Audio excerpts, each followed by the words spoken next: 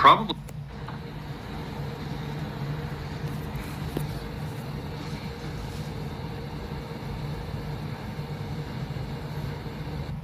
You're probably wondering what that was. That's a tail coming out of the back of a newborn. You don't see that every day.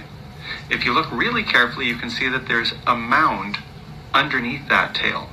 So that is a sign that the spinal column has been disrupted. We call that spinal dysraphism. One thing to look for on any newborn is a tuft of hair or a collection of blood vessels called a hemangioma or a collection of fat on the surface of the skin. All of these point to other spinal dysraphisms and will be a sign that that newborn needs to be checked out a lot more carefully. Okay, because this right here is the part of the genetics that is expressing itself the most. Monkeys have tails, mice have tails, cows have tails, dogs, wolves, they have tails, and this is all a part of their genome. And what happens is over time they have tried to develop a way to suppress that gene from expressing itself, but as it was in the beginning, so shall it be in the end. This gene is going to express itself even more, and on top of that, those that actually were born with a tail, their tails are growing back. Also, this is why you see races of people which you have with your scoliosis of the spine. Also, they have a coxy tail at the end. This is part of animal genetics. This is not something that's like some abnormal phenomenon. When you share DNA with animals, those genes are wanting to express themselves.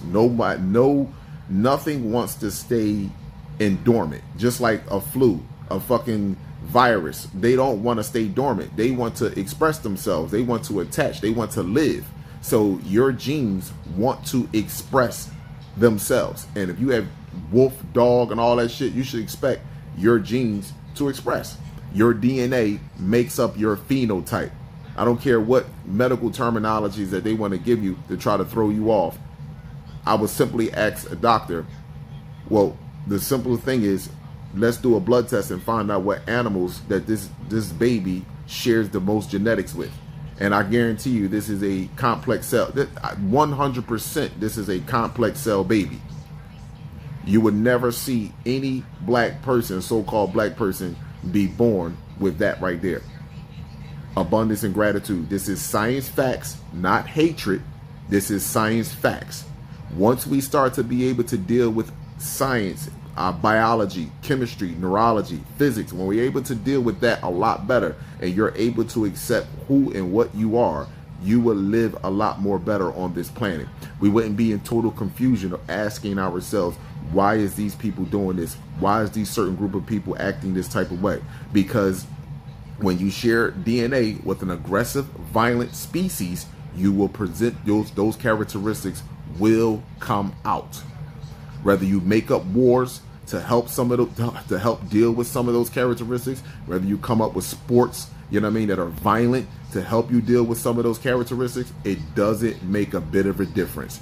Those characteristics are going to display themselves because it is a part of your DNA.